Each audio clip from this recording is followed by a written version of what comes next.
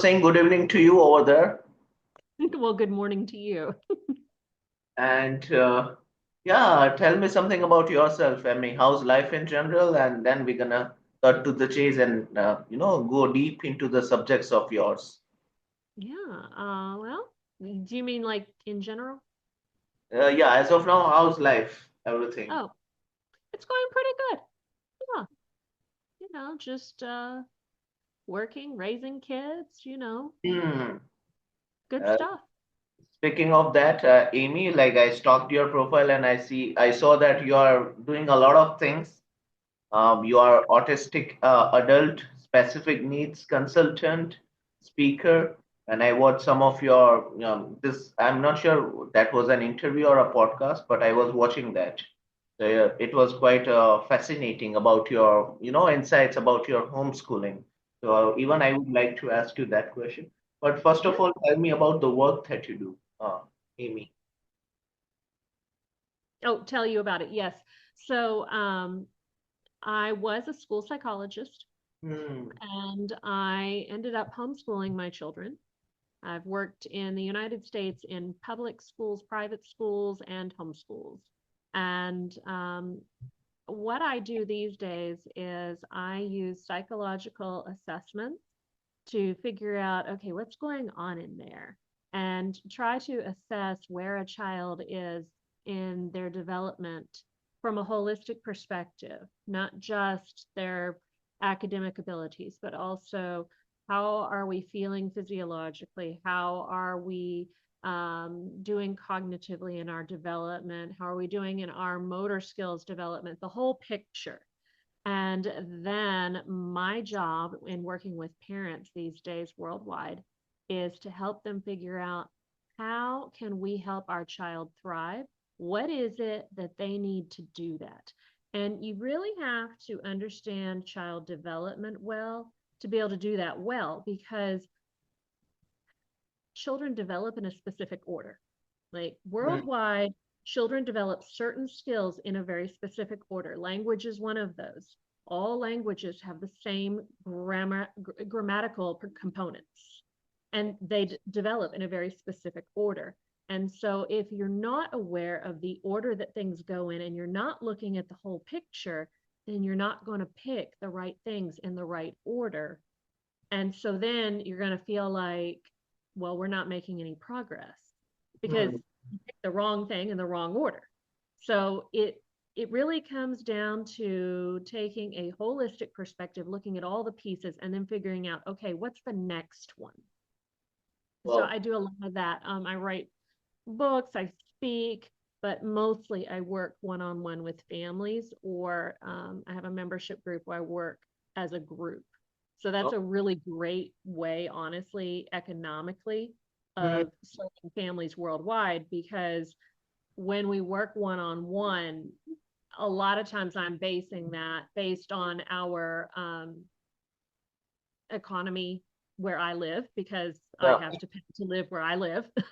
But the membership being a group option, it really provides options for me to be able to support families when there isn't a cheaper option or they don't have services in other areas sometimes. Hmm.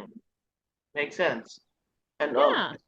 as you are like a psychologist of children, I would like to know that what sort of things nowadays children have to go through that requires a psychologist. Like what sort of mental things are there in their mind that you need to make them understand about those things. That's a great question. So I work with a lot of different people with a lot of different things going on. Basically, anytime that a parent's like, I don't know what's going on, I don't know what to do, Hmm. that's when I come in. And Behavior. yeah, so it can be some kind of trauma that's happened. Sometimes it's a child having trouble with reading, or a child having trouble with math or writing. Those tend to be three big ones. Sometimes it's anxiety. Yeah. Sometimes it is distractibility. It can be autism. It can be a genetic condition. Hmm. Sometimes I've had children where they are going through cancer treatments or some other Oh. physiological chronic health issue, And they need additional support because it's impacting Okay. their development. So those are a lot of the different things that I see when it comes to what I'm looking at as a psychologist. Um, I'm looking at overall development in social skills, fine motor skills, gross motor skills, um, communication, and daily living skills. Mhm. I'm also looking at academic development. And what I mean by that is I'm not looking to see where a child falls in a curriculum. I'm looking to see what developmental skills do you have to allow you to learn. So it is how you are developing academically, not where you are in a curriculum. Sometimes I also really like to use IQ tests when we're able to, because IQ tests can give us a snapshot, a picture, a singular picture of what is going on in a child's mind, how they are processing information. One thing that most people don't know is that intelligence tests do not measure intelligence. Okay. Might seem kind of bizarre, but we came up with these tests thinking that we could measure intelligence, but turns out we can't even define what intelligence means. Hmm. Like what is intelligence? I mean, there's so many different ideas. Makes sense. So, yeah, so since we can't define it, an intelligence test cannot tell us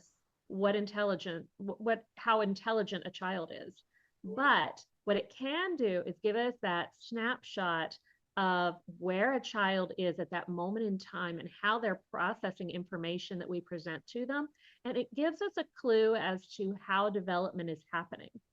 When we see a broad spread of scores, like they're 15 points apart or more, that's a statistically significant difference. And that tells us that development is not happening as expected. Hmm. And that's helpful to know because when we know that development's not happening the way we expect, then it's basically the child's body telling us, hey, I need something. And it's our job to figure out, well, what is it that your body's asking for? What does your body need to be successful? And it's the same way as when a child doesn't feel well and maybe they've got a nutritional deficiency and their body is asking for, I don't know, more antioxidants or more vitamin C or whatever. And if we can figure out, okay, there's a problem, what is it? What are they needing? And we give it to them, they're great. And it's the same way with development. It's just sometimes if things get off course a bit, and like if a child's brain kind of wires up a little differently than usual, then it takes a little bit longer sometimes to find that balance again. Wow. So, but it can be done if Hmm. we can find the things that the child's body needs. It's all about communication. And the key is us learning how to read a child's communication because they aren't going to tell us verbally most of the time because Yeah. there's what they can take in and then there's also what they can communicate out and it's limited. um, and then also sometimes they don't even know what it is, but if we use our eyes and our ears and we observe, then a lot of times we are able to help them find those things that they need. And then that brings them into a better balance. And when we are well balanced, just like with cars, when they are well balanced and their tires are balanced, they drive better. And when children are well balanced, they do much better at everything. Like they learn better, they are much easier to manage, they're happier, they're healthier, all of those things. It's really insightful, and I love the fact that you mentioned that you don't, try to analyze the mindset of a child on the basis of his academic like results, because Right. somewhere it reminds me of that, Albert Einstein said that you cannot tell the elephant to climb the tree.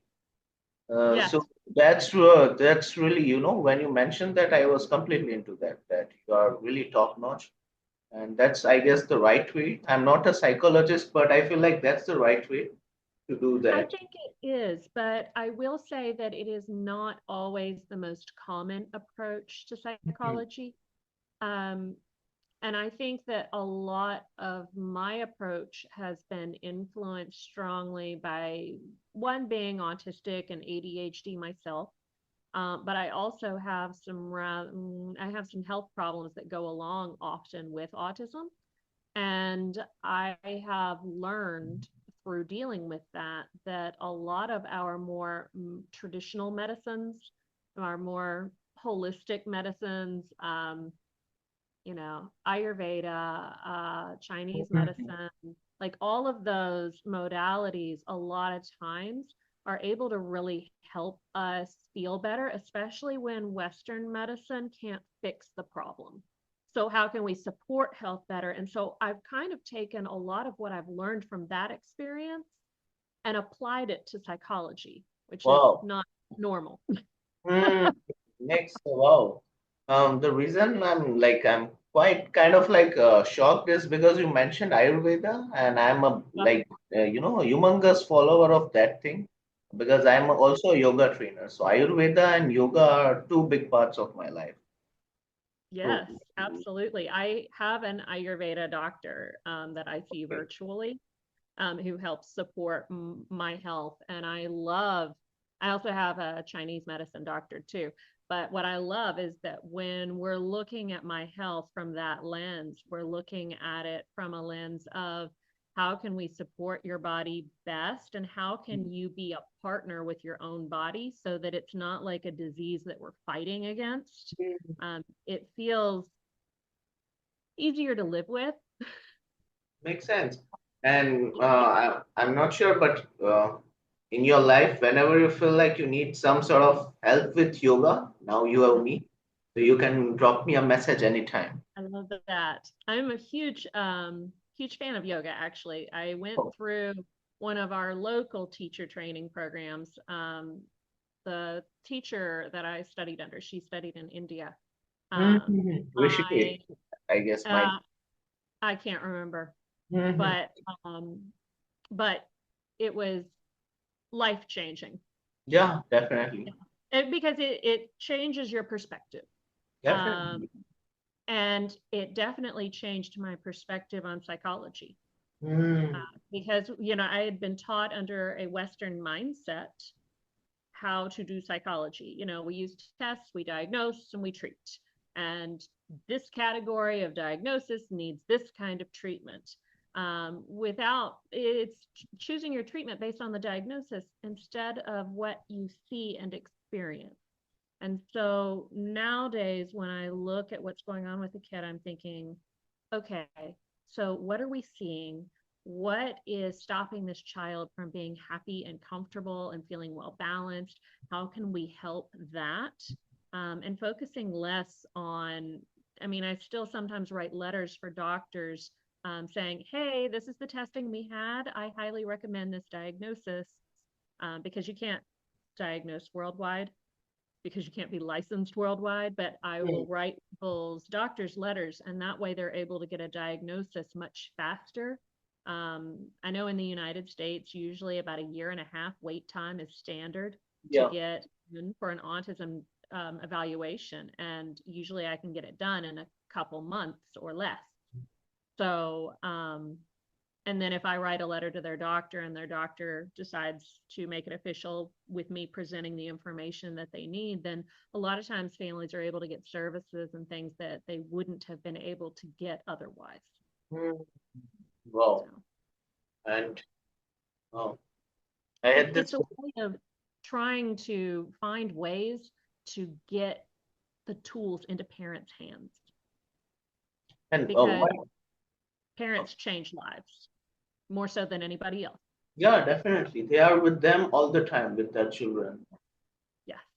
Yes. And so if we can give parents the tools and give them access to what they need and find ways to remove those barriers, that's the way to do it. And that's one of the wonderful things about being able to work online like I do is that no matter where you are in the world, I'm able to work with a family and then go, okay, so this is what's going on. This is what they need. What do we have available? What can we use? And we can get creative and use what they already have, which is great because sometimes it can be extremely expensive to support a child who has special needs.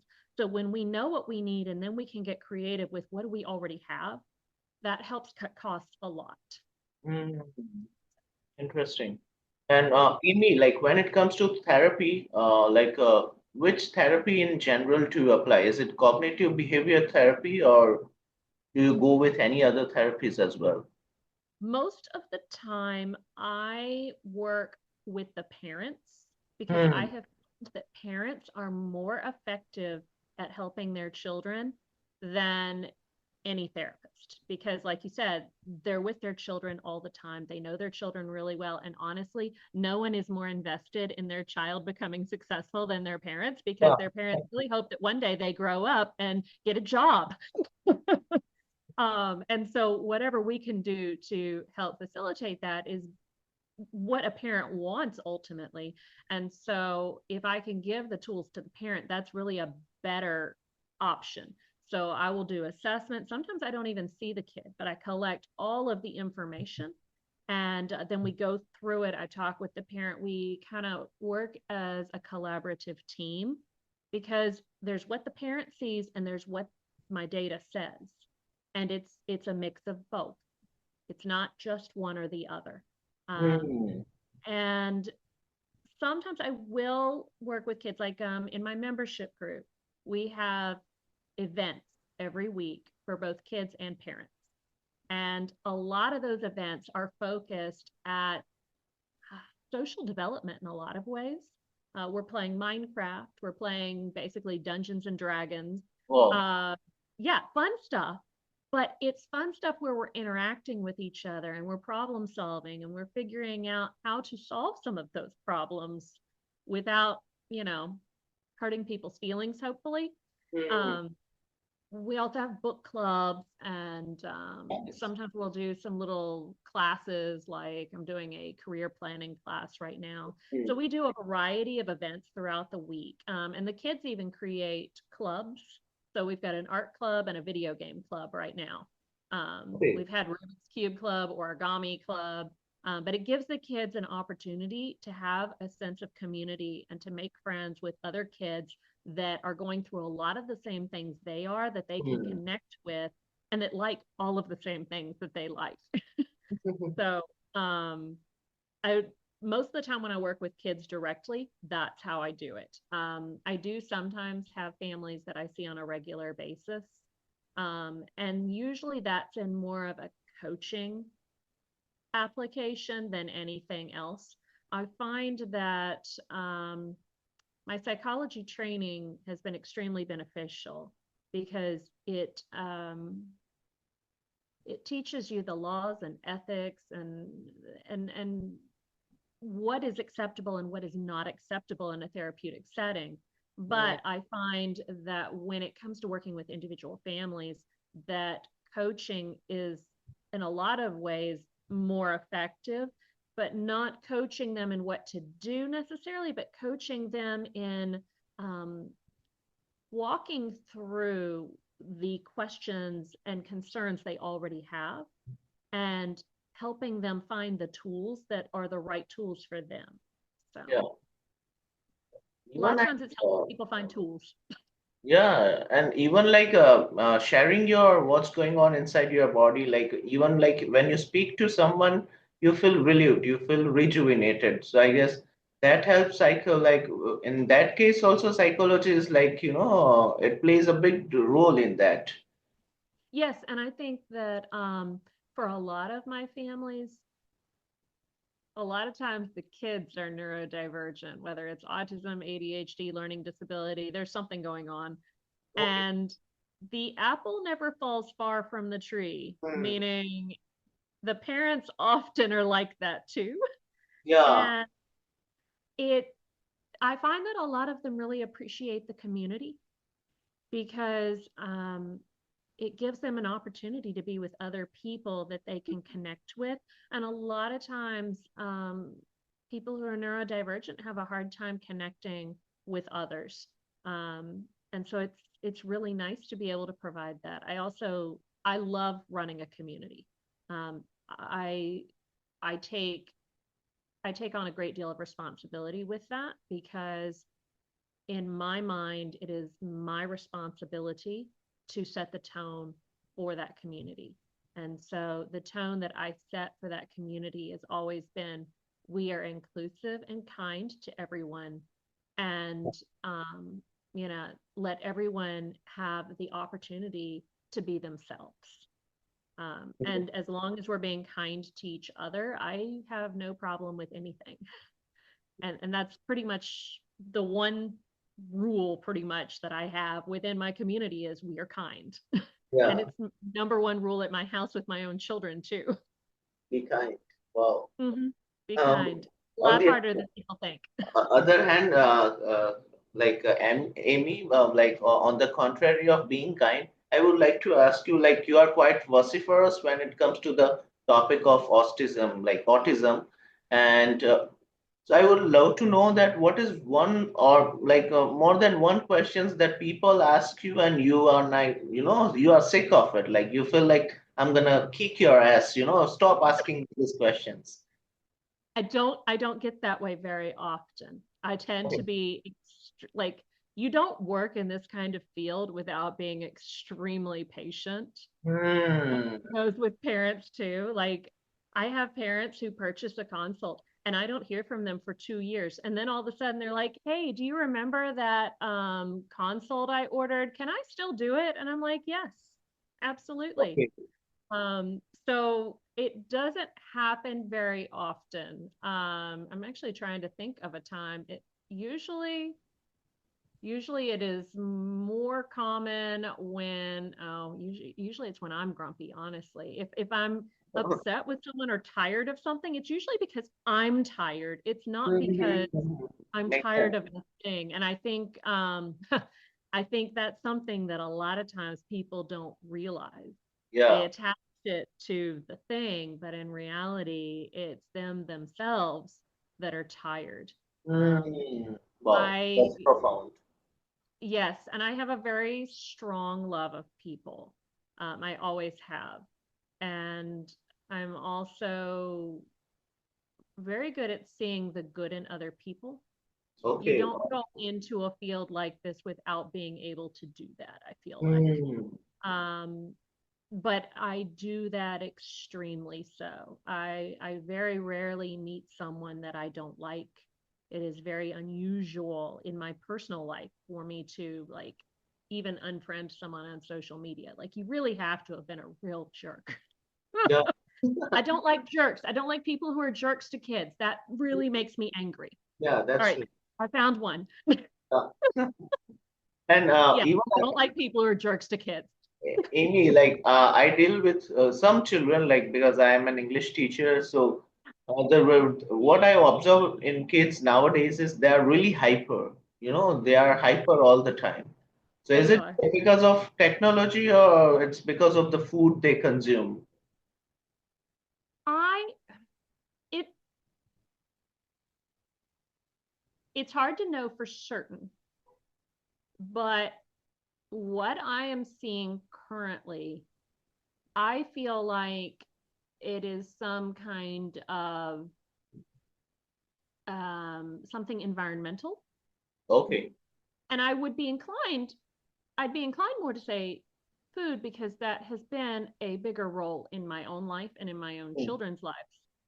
But you also have some kids where the environmental problem is that they have been born into a great deal of trauma and it impacts development. Other kids, they may have a sensitivity to certain technology. I am wary of blaming technology though, because I know in the United States back in the early 1900s, people were saying, "Oh, children's literature is bad. It's going to rot your brain." And I'm like, really? Because these days we'd love it if kids would read Yeah. children's literature. And before that, I think they were saying the same thing about chess, like, Okay. which crazy, because nowadays we're like, please play chess, it will build your Hmm. brain. But beforehand, people were saying, oh, it'll rot your brain. And so I think sometimes anything that's new tends to be targeted. Um, I mean, technology is a tool. Yeah. You can use it well or you can use it poorly. Same way with, I gave this example the other day, but you can use a knife to cut up a delicious dinner for your children that is going to provide lots of nourishment. You can also kill someone with a knife. Hmm. It's not the knife's fault. Yeah. You Right. made a good choice or you made a bad choice. Hmm. And it's the same way with electronics. A lot of it is thinking about what is this doing for me? And I think in a lot of ways you can apply what we know from yoga about sitting more in a like the seat of the witness is what we call it in English. I don't know what you call it in Sanskrit. Um, but like listening and to see and observe what is happening. So when I do this, does it make me feel good? Does it help Hmm. me do the things I want to do? Or is it hurting me? Or having a negative effect? I use my phone constantly because I have very little executive functioning. Like I had developmental differences when I was growing up. That means your executive functioning isn't going to work well. And so I use my phone to notify me whenever I have anything going on. Otherwise, I can't hold it all because my brain developed differently. Hmm. Um, Thankfully, I can use a phone to compensate. So it's a great tool for me. But there are negatives. I've noticed with a lot of kids, sometimes they will get very angry when they play video Yeah. games. But what's interesting is that a lot of times it's one specific game or one specific type of game. Hmm. True. So like I have one kid who did it was always Minecraft PvP, player Okay. versus player. That was always the problem. And then there was another kid I knew, and he always had trouble with Super Smash Bros. From Hmm. Nintendo. And Okay. it seems like if you can pinpoint what it is, well, then this makes you feel unhappy and it makes you feel dysregulated. Let's just not play this game. And some of it is talking and walking through this with children and helping them come to that conclusion. So, like every time the kid's playing Minecraft PvP and gets upset, oh, you always get upset when you play Minecraft PvP. Have you noticed that? And then Hmm. eventually it clicks. And they're Yeah. like, you know what? I'm not playing that because it makes me feel bad. I'm like, Hmm. great. Wow. So, a lot of it is being mindful about what's in our environment and if it's producing good results or not. And I think a lot of times we just don't pay attention. Makes sense. But for some of us, it's really important. And anytime development is off, I look at all of that. Like, what's going on? Something is off. Right. Mm-hmm. Yeah. And even as you talked about, like I saw it in your videos as well about homeschooling. So when it comes to homeschooling, like in India, it's still kind of like a taboo. Like a Yeah. lot of people are not into that. So It's can you still a bit enlighten? of a taboo here. Oh, okay. It's more common than in India, though. Yeah, I'm aware about that. So like, how do you feel about it, Amy? Homeschooling. I What's love your it. take on it? To be perfectly honest, I absolutely love it. Hmm. I had never planned on homeschooling my children. I mean, I worked in a public school and private schools. If you work in schools, you don't generally homeschool your children most of the time.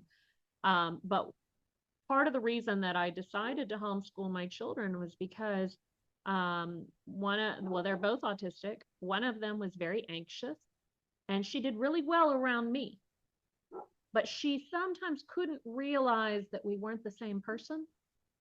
And so Okay. she felt very uncomfortable being away from me. It would really upset her and dysregulate her. And I'm like, you know what? Why do you have to go away from me right now? Why don't we give you more time? And a lot of times with kids, like the work of childhood is play. We learn through play. That's how we learn. And when children are developing differently, they need more play. And a lot of times they get less play because we start doing speech therapy, occupational therapy, physical therapy. We're trying to help them do extra tutoring, but what they need is more play. Hmm. And so I think that homeschooling really gives the advantage of giving kids more time to play, and it's so important for development. I also think, though, that it's great because you truly get to meet the individual child's needs, because you can customize it however you need to. Um, you can also, there's a lot of benefits. I live in a strong military community. There's a lot of families in my area that are in our military. And Okay. one of the nice things about being homeschooled when you have families in the military is that when dad's home or mom's home or whoever's been gone, you can go on vacation because you don't have to wait for a school vacation. Because some people's lives, they just don't match up well with school vacations. Um, it really gives you the opportunity to honor the individual needs within your family. And I think that this is really important when you have kids that are atypical or families that are atypical. Um, it also allows us to be able to address processing issues because in a school, you have to stick to a curriculum. Hmm. But in a homeschool, you can change whatever you want. And so Definitely. a lot of times with my homeschooled kids, I'll tell their parents, okay, you're going to take a break from school for a few months and you're going to focus in on this cognitive processing weakness that your kid has. Hmm. And we're going to do 15 minutes a day, 4 days a week. And the rest of the time, they're going to play. True. And usually, I've seen kids improve 3 grade levels in spelling in 3 months.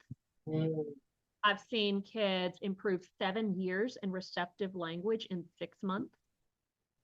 I've seen kids improve 5 grade levels in listening comprehension in 1 year, Wow. or even 10 grade levels in listening comprehension. Yeah, I think it was listening comprehension in 1.5 years. So we can make big gains and help the child find more balance. True. But we have to be able to zero in on what the problem is, and that's not something that a school district is set up. Hmm. Schools are set up under a curriculum with a specific structure, and there's a limit to what we can change. It's no Def- fault of the school, it's just the reality of yeah. schooling many children together. And So I think especially with special needs, any kind of special need, any kind of difference, it makes a huge difference. definitely. And even like I studied entirely in like regular school, but now when I look back into my school life, I feel like it would have been better if I was homeschooled because some of the curriculum that's irrelevant. I was never fascinated by maths, but because of the the rules, I had to go through it, and now I feel like what's the requirement of maths? I wasted a lot of my hours studying that thing, which I don't even like it. And same Yes. goes with other subjects. Like we have this a lot of languages like Hindi, Gujarati, Sanskrit. So I feel like it was completely futile for me to study those languages. I wasted hours and hours behind that. And the plus the mental trauma, like when I used to get low marks in my like maths exam, my mother used to get furious about that. And so I feel like it would have been better if I started doing the things that I liked more, like yoga, English. So these were things that I was fascinated about. Well, and also the things that we don't like so much, I feel like as a homeschool parent, my job is to find ways of teaching things so that my kids learn to love it. Yeah. So at the end of every school year with my kids, I go down the list of subjects that we learn and I ask them to rank them on a scale of 1 to 10. 10, I love it. 1, I hate it. And my Hmm. goal as the teacher is to get as many tens as possible. And Yeah. if we've got a low score, that means I need to pivot next year and do something completely different because it's not working. And I did that 1 year actually with history. They were getting low numbers for history because nobody liked it. And I was like, what's up with this? I love history. Yeah, And definitely. yeah, Likewise. and they love I love it. stories. And they Hmm. love stories. I'm like, what is the problem? And I finally realized they didn't like history textbooks. They Okay. loved stories. So I Hmm. Makes switched sense. it. Yeah, I switched it to historical fiction.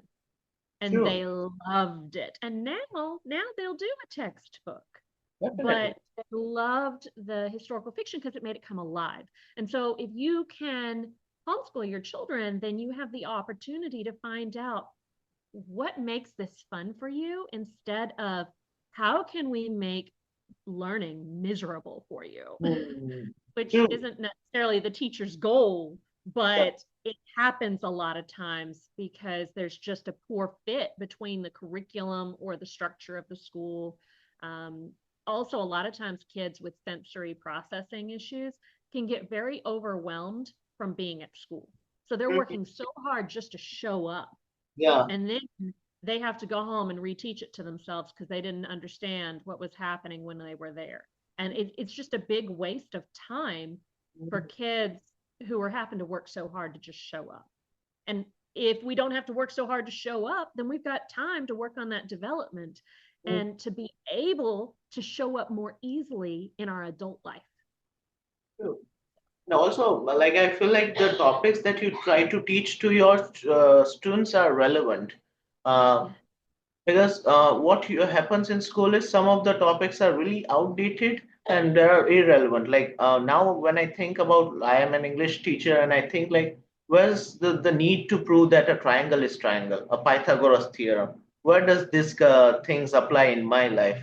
I wasted a lot of my precious hours studying this thing, and now it's completely futile. I don't even have to use those things. It's true. It's true. And there's a lot of things that we don't need. Neither of my kids is particularly in love with math. Hmm. And so, my husband and I, we both really enjoyed math. Our children, I don't know what happened. But we both took calculus in college and went a long ways. But our children are probably going to stop after geometry because they really don't need more than that where Yeah. they are and what they want to do. So it's not a problem. And so that's the beauty, especially if you homeschool through high school and your higher level grades, is that you're able to tailor and customize your Hmm. curriculum to meet the needs of the children that you have in your home, um, and what they're interested in pursuing with their life. Hmm. Mm-hmm. And it gives them free time to be able to explore some of those things. There are Definitely. many homeschoolers in the United States where they start a small business while they are in school. Wow. Yeah. And they get a lot of great experience from That that is too. also education, like to start a business, to gain experience from that. That's also kind of like education, you know? It is. Yeah. And there's so many other areas that are education that we don't usually do in a school because we're not set up in a school for it. Like cooking, shopping, all of those Definitely. kinds of things. Like it's many skills. It's math. It's also chemistry in a way. Like how do these ingredients mix together, and what happens when we mix these ingredients together? It's learning about where plants come from, how they grow, which ones ripe, which ones not, which ones are going to be easy to find in season. There's so many different variables. Growing a garden, that's another way where you can get a lot of science in, as well as some tasty food that way too. But there's lots of different ways that we can approach learning from a more realistic worldview that's not in a sterile classroom. And Definitely. I think that's really beneficial for a lot of kids, but especially your kids that are just trying so hard to show up to school and are struggling. Mm. So, All right, Amy, I guess the this meeting is compelling us to end it. So on that note, I would say that I immensely loved this conversation with you. I learned a lot of things out of you, and the whole conversation was I'm speechless about the whole conversation. So thank you for being a guest on this, and I'm I already looking thoroughly forward to enjoyed it. our next conversation as well. I love that. Thank you very much for having me. Thank you, Amy. Thank you for your time. Take care. Thank you.